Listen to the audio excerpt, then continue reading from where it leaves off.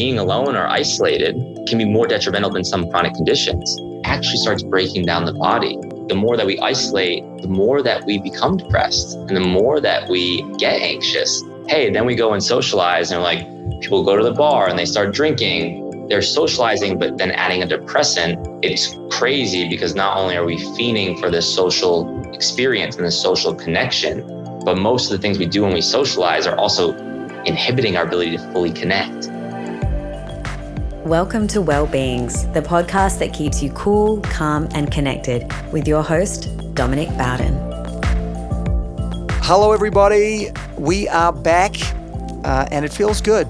And I think really that is what the Wellbeings mission is all about. And for the next few episodes, it's all about how we can best come together and feel cool, calm, and connected. It's all about community and how important it is for our well-being. We're going to be chatting to some amazing guests from all over the world, starting today with Dr. Jonathan Leary. Jonathan's the founder of the world's first social wellness club, currently on both coasts of America in Los Angeles and New York. And for anyone not familiar with Remedy Place, Jonathan's promise, which I love, you will always leave feeling better than when you walked in. Exploring different modalities from cryo, sauna, breathwork, vitamin IVs, but really just building a place you can try these things, but also sit, socialize, and connect. But just before we start, I really just want to give a shout out to our friends at AIA. They've been on the journey with us right from the start. And just like what we're trying to do, the AIA Vitality platform is a fully science-backed health and wellbeing program. I've been using it since the beginning of the year, and I gotta say, I just love it. Basically, when I do something good for me, I get rewarded. It really is that easy. And for more information, or just to see if the program's right for you, head to aia.co.nz. to see how making just small incremental changes can help you live a healthier, longer, better life. Dr. Jonathan Leary, it is so good to have you here and so much that I want to dig into. I want to start with how did we get here? I mean, we as humans, we are social animals. We thrive on connection, and it kind of feels that even pre-pandemic, it was kind of slipping away as a priority for us. So I want to know, why do you think that was? Oh man, I mean, I think we're losing touch. I think with so much stress is coming so much anxiety, and with so much anxiety is leading to so much depression. And I think with anxiety and depression, it kind of restricts us from these social scenes or certain interactions. As that keeps evolving to become more and more of a thing, it's forced a lot of people to isolate. And on the flip side, with my patients in my practice, when I can dive into all of this, but, in order to make them healthy, it required them to make a lot of lifestyle changes. And these lifestyle changes, they would say, Dr. Leary, my X, Y, and Z problems are gone and I never felt better. However, my social life is starting to suck. I feel like I'm starting to be isolated. And I was like, well, why do you think that is? And they're like, when I travel, when I go to these events, when I go out with friends, when I go on dates, like everything has something that is, probably not the healthiest thing for me. So over the 5 years, as I was constantly recurating and updating my business plan, the biggest thing that I always had noted was my patients would say that this new healthy lifestyle was inhibiting their ability to socialize. So I was like, oh, wait, like I need to create a club that is temptation and toxin free and one that enhances their health and their social life at the same time. I really want to dig into the ethos and how Remedy Place, the origin story. But I think right now we are at this crossroad, and it feels like we have the opportunity to take back control. We have the opportunity to learn new habits, new rituals, and maybe come out of this even stronger than before. So the question is, where do we start? And also just talk on the brain's ability to learn new things. It starts with reliable education. There's a lot of stuff out there that isn't great or isn't science-backed or is a fad diet or a buzzword. And I think so many people are so inquisitive and they're trying so hard. And my private practice, I was fortunate to work with some of the most powerful people in the world. And when taking them on as a patient and hearing that advice that they were getting or what they were doing when they were trying to be healthy, it killed me inside. Because I'm like, if the most powerful people in the world are getting bad advice or following the wrong things, how does that translate all the way down to, the average individual? And I think, with Remedy Place, that's why our full focus is to be this free educational platform, to be that reliable source of education, to teach people, because these foundational pillars on how to be healthy are pretty simplistic and they're overlooked. And if anyone tells you that there's this shortcut or this quick fix, it's a lie. There's Band-Aids if there's an emergency. There's Band-Aids to get you feeling better in an acute situation. But getting to the root cause and fixing it takes work, and they have to be willing to do that. And it doesn't have to be all these fancy bells and whistles. It's like, if you're in pain, you need to get things moving properly. If you're sick, look at what are you putting in your body, because anything you put in your body or on your body is fueling or fighting disease. If you're having trouble with mental health, what are we doing to be present and to shut off the mind and to find ways to counteract this anxiety and depression? These tips they're simple, and that's why for me, I'm like, if this is simple and we can give things that cost nothing, these tiny little changes that will make significant impact, we just need a platform. We need people to talk about it. Now people, like back in the day, it was if they had to be on a medication or they had to get surgery, if they were just told it, they just did it because that's what they were told. And now I think people are like, I want that to be my last case scenario. And then if it has to go into surgery or medication, it should still be co-managed. There's no reason why if you have to get surgery or you have to be on a certain medication, because there's a time and place for it all, but there's never a time that you shouldn't be making lifestyle changes, Yeah, I mean, so much to dig into there. I think with my wellness journey, one of the things that someone said to me is like, you've just got to be open. And I think we're at a moment now where people are more open than ever before. They're open to hearing new ways of thinking. They're exploring new modalities. One of the things I think is at the beating heart of what the Remedy movement is, and I think you personally and your mission is social connection. And I want to talk about the importance in this moment as we come back together, the importance of social connection. Yeah, I think the most fascinating part about it is the amount of research that's being done just on loneliness and how detrimental it is on your actual physical state. And some of these studies are even showing that being alone or isolated can be more detrimental than some chronic conditions, and then people are like, oh, how could that be? And I'm like, how many cases have you ever heard of, an elderly couple, when one passes away, one quickly also passes away? That connection was so strong. And by losing that connection, it actually starts breaking down the body, and I think a lot of people like that makes enough sense where they're like, oh yeah, I've seen that happen. And I think the more that we isolate, the more that we become depressed and the more that we get anxious. And it's kind of like this whole entire cycle. And then you think, hey, then we go and socialize, and like people go to the bar and they start drinking, but they're socializing, but then adding a depressant on top of their already trouble with mental health. It's crazy because not only are we fiending for this social experience and this social connection, but most of the things we do when we socialize are also inhibiting our ability to fully connect. And that's where if we can create a healthy social experience, something that's also enhancing their physiology while with another human being, it's going to enhance their connection and bond.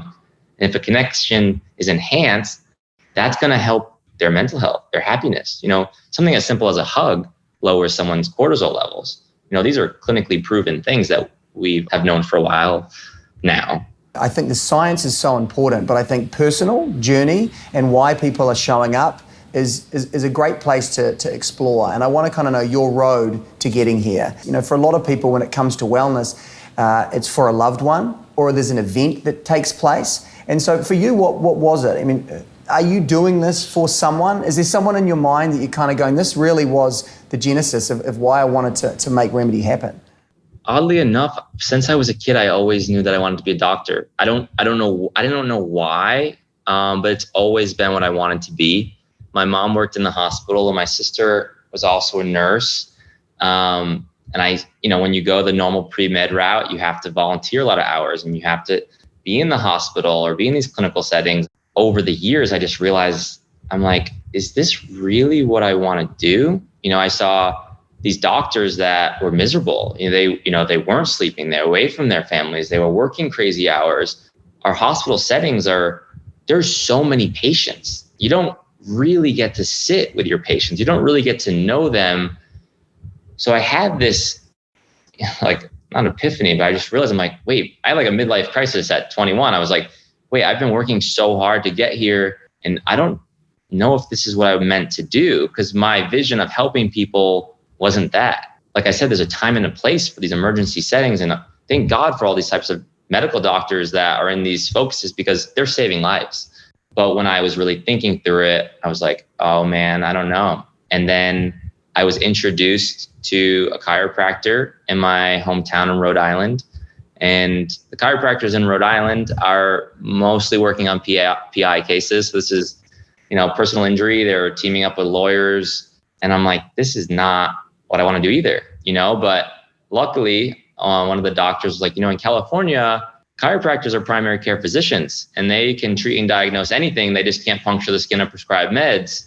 Like maybe you'll be a better fit for a chiropractor, but in California. And I had no idea. I never even got treated by a chiropractor. I was just like, you know what? I can get my doctorate and I can treat and diagnose anything. I'll figure out the perfect way for me to, figure it out my own way.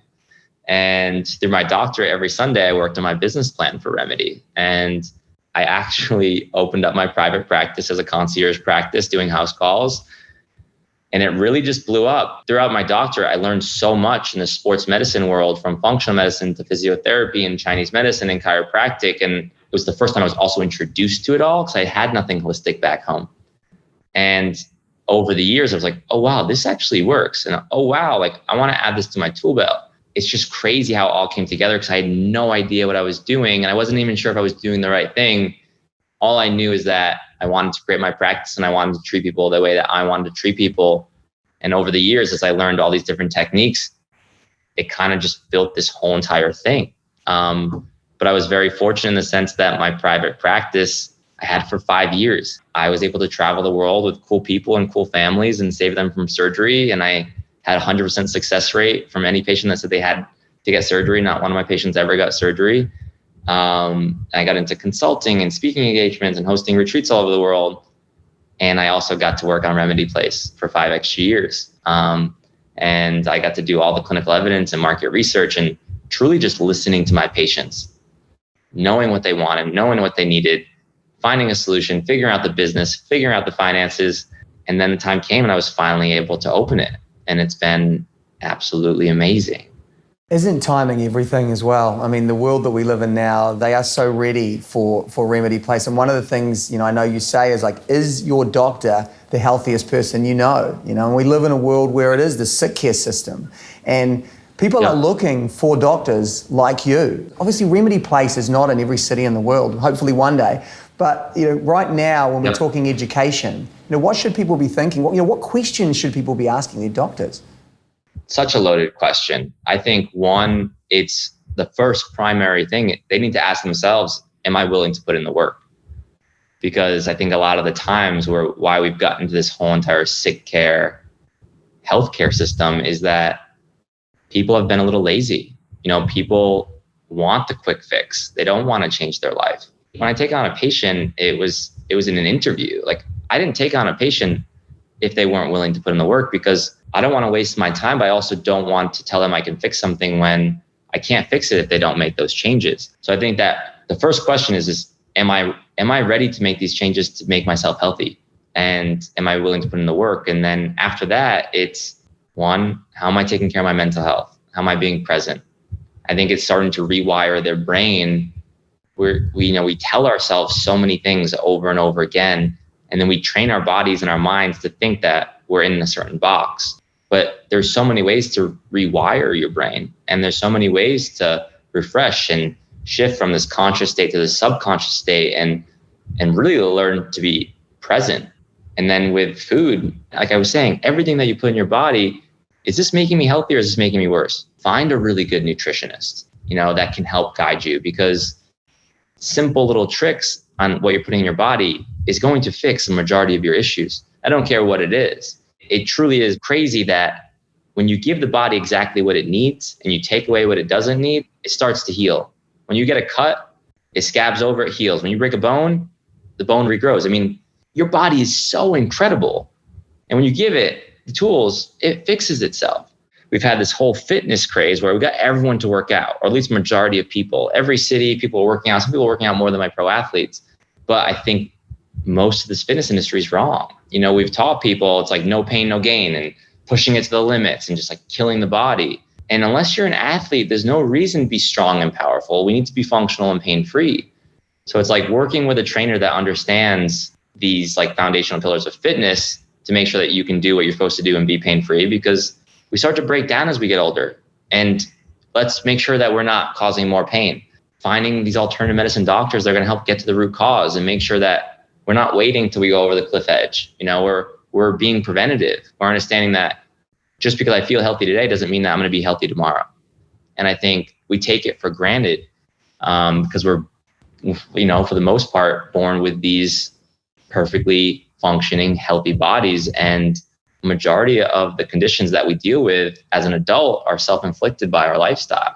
I want your take on social media, right? And people going to TikTok to get educated, or Instagram, and it's small snippets, 30-second hack, a six-pack in 6 weeks, or whatever it is. What's your take on the dangers of self-medicating through digital platforms like TikTok and Instagram? Okay. It can go one of two ways, right? I think follow reliable sources. Don't, like, for health and wellness, because someone looks good doesn't mean that they know what they're talking about. In LA, I see so many trainers that are models and actors that look like a perfect human specimen, but just because they look good doesn't mean that they know what they're doing. But I've also seen on the flip side where surprisingly, like, my team used to make fun of me 2 years ago. I was on TikToks. I'm like, oh, this is a new platform. We're going to do Remedy on it. And they all laughed and they joked. I'm like, what are you doing? That's for kids. It was blowing up and I stopped, which I shouldn't have. But for me, I don't know if this is appropriate to say on here, but like it caters to what you want, right? I've learned so many cool little life hacks, or like stupid little things around the house, or fix it things. And I'm like, there is power in that. So I think it's really just making sure that it can be a very powerful source, but just make sure you're checking who you're listening to. Because also, just because it went viral doesn't mean that it's correct, I think, and certainly being in Los Angeles, people are fascinated by celebrity culture. What we've got now is these people that are leading the charge in the space. They're becoming celebrities in their own right. You look to Los Angeles and you go, years ago it was drugs and partying, and now in some ways the new hedonism is wellness, is biohacking, is people kind of competing to see who's going to live longer.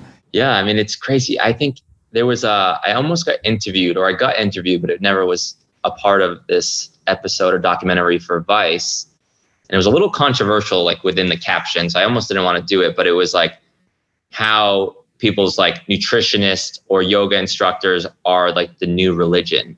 They're like, the whole entire wave was how like these health like leaders, people are going to and praising and like leaning on more than their religion. And it was like, obviously religion's a very controversial thing to talk about. Yeah. So I was like, hey, I don't know if I sign up for this, but it was interesting to see how, when you look at these meditation studios or these yoga studios and these gyms, like it is a gathering and it is like this powerful energy where they're looking up to this trainer or this meditation instructor or health coach. And, your health coach or your trainer or your nutritionist could be more beneficial than your doctor, because most of these people, they're with their trainer more than most people, so they're really spending a lot of time with them. And if you spend a lot of time with somebody, you get to know them a lot better. If you get to know them better, you can help them a lot better. It's not so generic because everyone's so different. So if I meet you for 2 or 3 minutes, there's only so much I can give you advice-wise. But if I know more about you and your lifestyle and what you're struggling with or what you're excelling with, I can help you way better. So true. If you're listening to this podcast, then there's a good chance you're investing in getting on a path to better health. One of the things I love the most about our sponsors, AIA, and their Vitality program, which I've been a member of since earlier in the year, is basically when I do something that's good for me, I get rewarded. It really is as easy as that.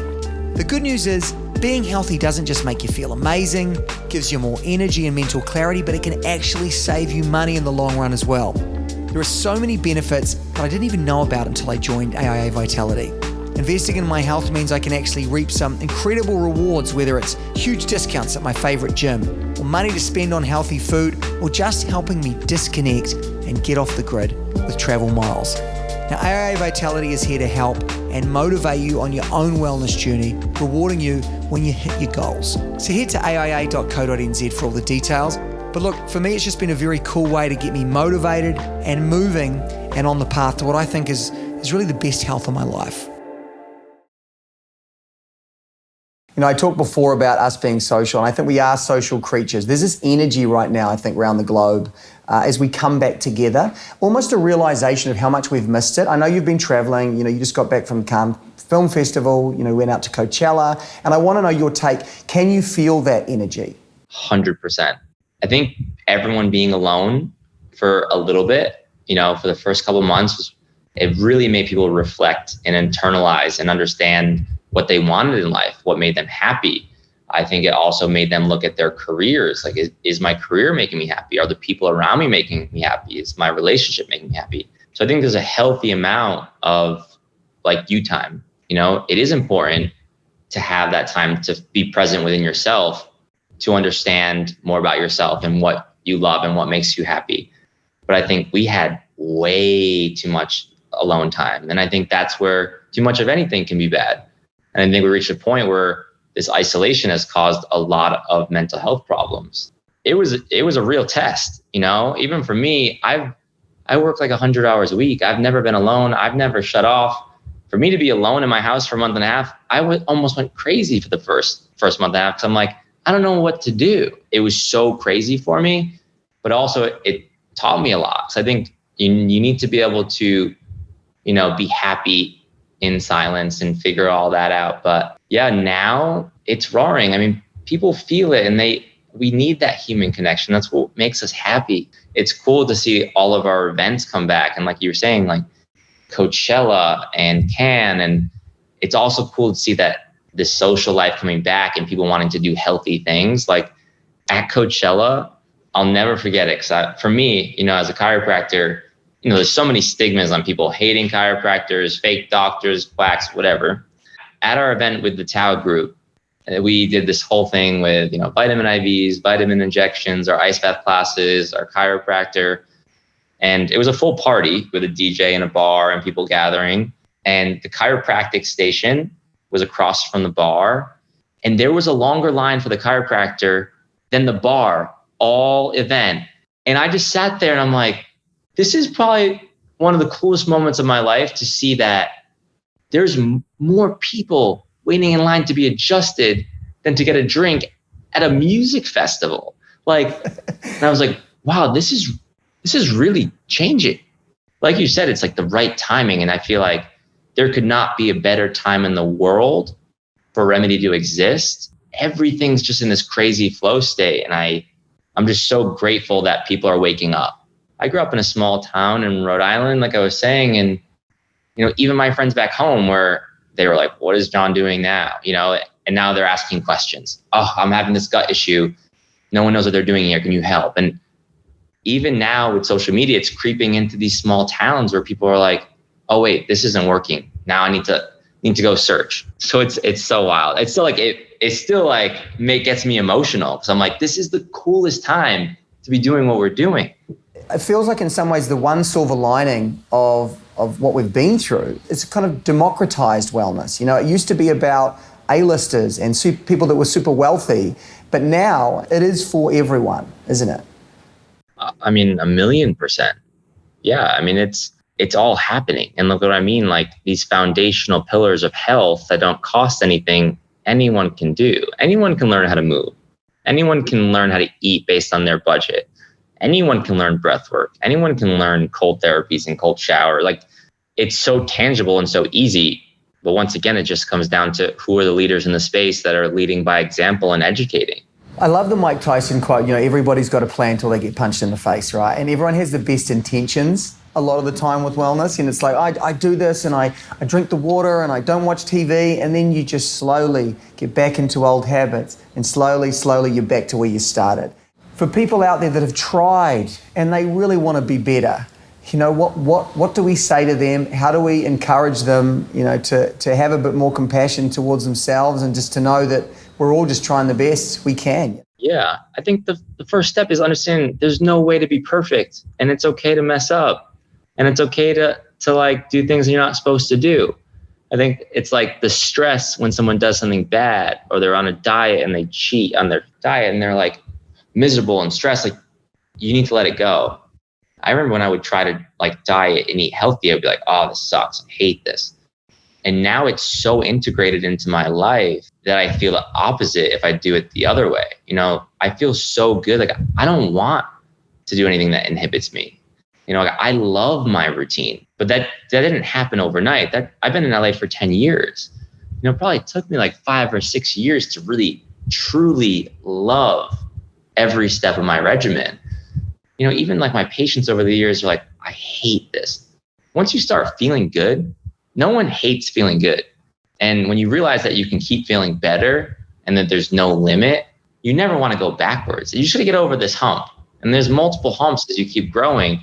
But I find once people get it down, they never really go back. It's just those beginning stages. It's stepping outside and trying to push yourself just a little bit. We have such a short time on the planet. I just read this book called 4,000 Weeks, The Average Human Life. It's just gone in the blink of an eye. So how important is it to encourage people to maybe be brave and step outside their comfort zone? You need to change to grow. If you do the same things every single day, you can't grow. The trouble is change is uncomfortable. And if change is uncomfortable, a lot of people revert back to what is comfortable. But what will begin to happen, or at least what's happened for me and a lot of my patients, is you find joy and excitement with being uncomfortable, because that means you're growing. If you look at any difficult challenge in your life, and then you look at the other side, and there's so much to be grateful for, but you never want to be in that position of being uncomfortable and being stressed. But usually when there's most stress and most change is where we grow the most. Every time I've gone through anything difficult, that's where I've really like up to the next frequency, and it's cool. So now I'm like, oh, difficult time. This just means growth. I've just found comfort in it. And I have so many big dreams and like so many big goals. And that means I'm going to have to go through a lot of change. And that means it's going to be really hard. But that is also where all the reward's going to be. One of the fascinating statements that you guys have as one of the core pillars is that movement cures pain. And it's so against what we taught growing up. If you're in pain, you should lie still. And I'd love for you to break down the ethos of the statement, that movement cures pain. Yeah. I mean, even like growing up, same thing, like any rehabilitation, like anything you look at used to be the acronym RICE: rest, ice, compress, elevate. I don't even know how many years ago they changed it, but now it's MICE. It's movement, ice, compression, elevate. The thing with pain, when there's pain in an area, you can't have pain without inflammation. With inflammation there, usually the body, it's smart. It wants to protect, so all the muscles are going to tense up. With all those muscles tensing up, if there's not movement, that leads to more pressure. If there's more pressure, there's more inflammation. So, like something simple as like, if you can't touch your toes, you're going to have low back pain. In order to have healthy joint mobility, you need to restore motion in that joint. The second most common reason why people miss work in America is just low back pain, because they're seated all day. They're not moving. What happens when you don't move is all these muscles tighten up. You have disc vertebrae. The disc doesn't have its own natural blood supply. So the only way that it gets its blood supply is through a process called imbibition. Imbibition is basically when there's movement in that joint capsule, it basically allows you to steal the blood supply of the surrounding tissues and helps keep that disc nice and full. Think of it as like a shock absorber. However, when you look at x-rays and you look at studies and you look at where the deterioration is in a spine, it's always in the same areas, right where the spine meets the pelvis, because it's very hard to get motion in that lower part of the back. And it's always where the neck meets the upper back, because it's really hard to get motion there. So there's things like, when your neck, you're always moving. So like neck has good range of motion, you'll always see healthy joints there. Same thing with mid-back. You'll always see, for the most part, unless there's a major trauma, healthy joint space there. And we just know that if those joints aren't moving, that's where arthritic changes happen. That's where your body starts to break down. The reason why this whole opioid epidemic is when people are in pain, they became so reliant on these medications because you take an opioid, these pain meds, you numb the pain, and you're like, oh, I feel fine. You go about, you start moving, and you don't feel the pain, so you're aggravating the pain. And then it wears off and you're in more pain. And then it's this whole snowball effect where you need to move. You need to get that. That's where like chiropractic is the fastest way to increase joint range of motion out of anything. And I think now, just because of postural issues and because everyone's doing the same thing where they're seated on their phones and typing and eating, everything's always in this hunched over position. And you have this crazy muscle imbalance from front to back. Everything in the back is weak because it's pulled on, and everything in the front is tight and condensed because this is where our posture is. When people sleep, everyone feels more comfortable in the fetal position because all those muscles in the front are so much tighter. So instead of trying to pull and elongate everything there because that would stretch everything, the natural body's reaction wants to go into this, little fetal position because that's where, everything's being pulled. The problem with that is it's like a seesaw. If you're on one side and it's uneven, all of a sudden there's eventually going to be problems with your back and your neck. Yeah, it's amazing because everyone in my focus initially was surgery prevention and chronic pain rehabilitation. Most people are in pain. And then all of a sudden I'm like I have to get surgery. I've been in chronic pain for 3 years. And they get one session, they're like, I'm not in pain. And I'm like, you're a miracle worker. I'm like, I'm not a miracle worker. I just got your body to move. And if your body's moving, you're getting blood flow to that area. What does blood do? It has the oxygen and the nutrients start healing. So say an elderly person breaks their hip. They usually die within a year because they're not moving. As we get older, the less we move, the more we break down. So that's why it's so important, even as we get older, go for a walk, do your little exercises. You have to move.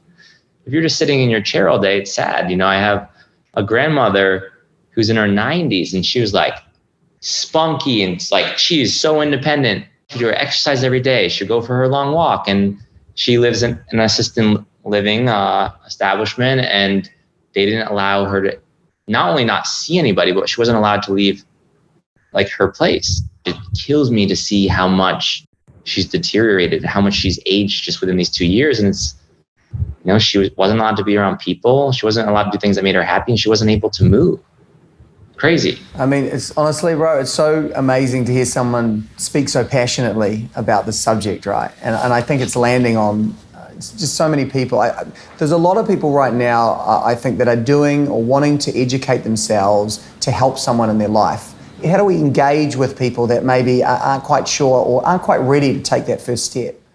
What I've learned is never try to force someone. It's hard.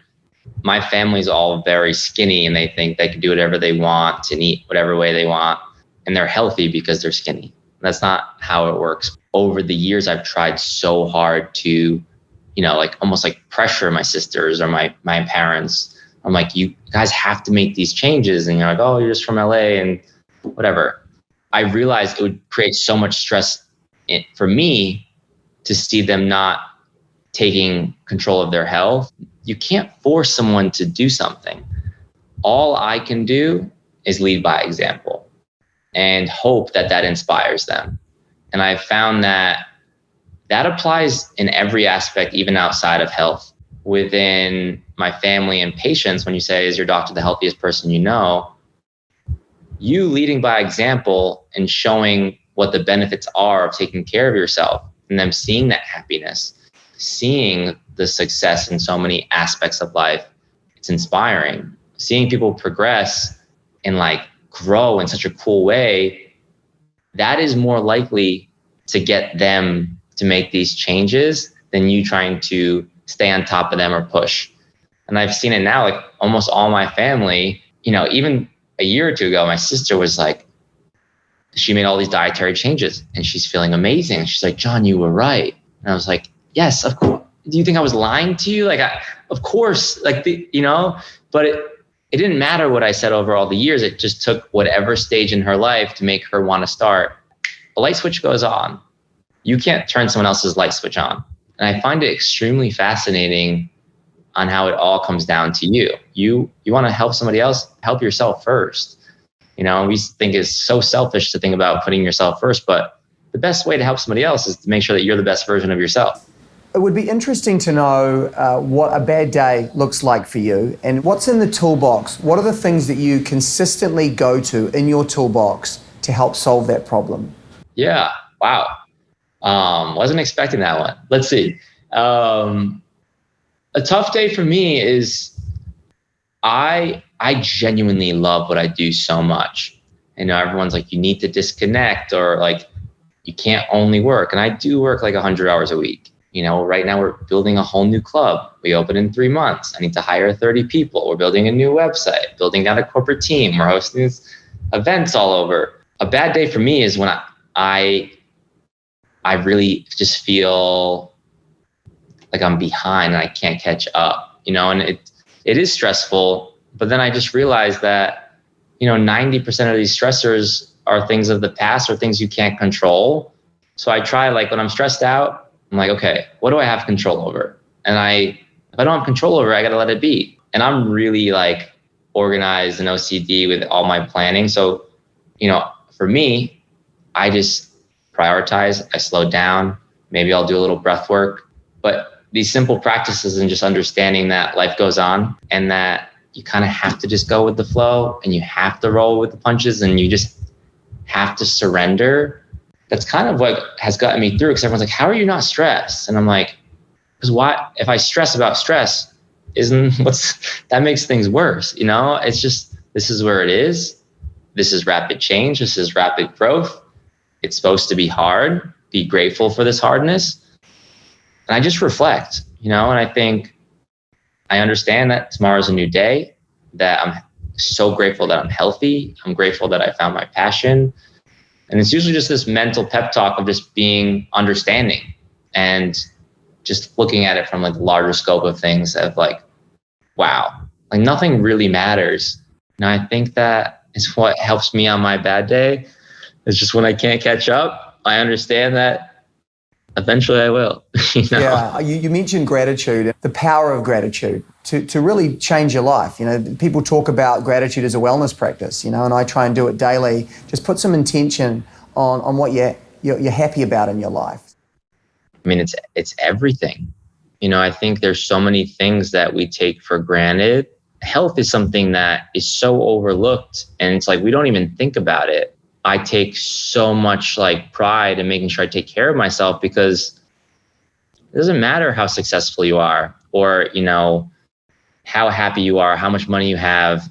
If you're sick, you can't buy back your health. And I think first it's really like, oh, wow, I can breathe. Oh, wow, I can move. Oh, wow, I can think. Oh, wow, I have someone special in my life. You have to find those things and then cherish them, because there's always going to be people better or worse than you. And I think you should never compare yourself to anybody else. We're all on our own journeys and we all have things that we should be happy and proud of. The more stress we get, the less time we have to really sit with ourselves and really think through it.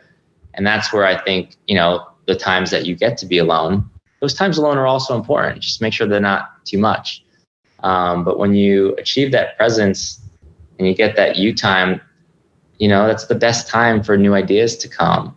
Close your eyes and think about what you want. And I'm such a visual person.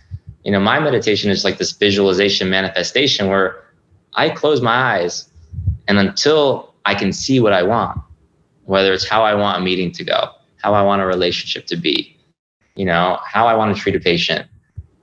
For me, I have to see it. It's so powerful to really have that intention and to manifest what you want. You can be anything you want. And if you work hard and you do the right things and you have good intentions, sky's the limit. Before we started this call, you were saying how excited you are by so much that's going on. And I guess as a last question, if you think about the future, whether it's, Remedy as an education platform, Remedy as a podcast, Remedy just as a resource for people, what excites you about the future? The thing that I love about Remedy today is that everyone always leaves feeling better than they walked in. And I saw that within my practice. I was able to help a lot of people, but I wasn't able to really scale that. Now to have the first brick and mortar location and to see the impact that it has on all these people every day, I'm able to help a lot more. As these clubs start popping up in every city, that only multiplies. As we start building this education platform and really delivering the free education and teaching people how to take control of their health, that helps so many more, and then as we start really becoming this highly profitable business and funding this research in alternative medicine, we can start proving the science that needs to be done to show people that all this alternative medicine is, amazing, and it does work, and it is scientifically proven. The hope and the dream is to change healthcare, but like all these dreams and these goals, and even where Remedy is today, has surpassed what I thought it was going to be. And it's cool to see that people are really responding, naturally. We haven't done any marketing. We're not selling things. It's just people want to be well, and they don't feel well. If you make someone healthy, that ripples into every aspect of their life. It's going to help improve their relationships, their work, their creativity, their mental health, all of these things. So like something so simple, changing someone's day one time, could lead to a life-changing event that they do, or they like crush a meeting, or they find someone that they love because they were shining brighter that day. Like the movement's starting, and to know the impact that it's made just with one tiny little club in one place in the world through a pandemic, in a couple of years, or 4 or 5, 10 years, I don't even know. Like I just am beyond excited to see the impact that it makes, and just to see it naturally flow. I know it's meant to be because it's just naturally happening. It takes a lot of work, but there's a weird magnet to Remedy, and that's why I know it's going to be something big. John, thank you so much for the time. I love talking with you. Yeah, you obviously, you love it, and it shows. And, just keep doing all the incredible work you're doing over there, man. Thanks, man. And I appreciate the opportunity and, sharing your time with me today. Thanks, brother. Well, thank you so much to Jonathan for being here and for the epic movement that he is creating here stateside. The work he is doing, helping educate people on the ways that we can feel good, but also feel connected. Head to remedyplace.com to be a part of his epic community. And most importantly, more than anything, we want to thank you for being a part of ours. If you like the show, it would mean a lot to subscribe, or even better, help us get out to more people by reviewing the show on Apple Podcasts or wherever you get your favorite pods. More than anything, we want to connect with you though. So if something jumped out at you, you've got any questions, you want to do a deeper dive, we would love to hear from you. We are Wellbeings on all socials, or wearewellbeings.com. Let's do it again soon with a new episode. Until then, we appreciate you being here. Have a great week. To all the team that works so hard to pull this together, thank you. To our wonderful producers, Hello Television, thank you. And we'll see you next time. Today's podcast was powered by AIA Vitality, a science-backed health and well-being program that shows you exactly how healthy you are now. It can provide you with the tools to start improving your health right away, and also offer amazing rewards and discounts from their partners to keep you motivated along your journey. Head to aia.co.nz to see how making small incremental changes can help you live a healthier, longer, better life.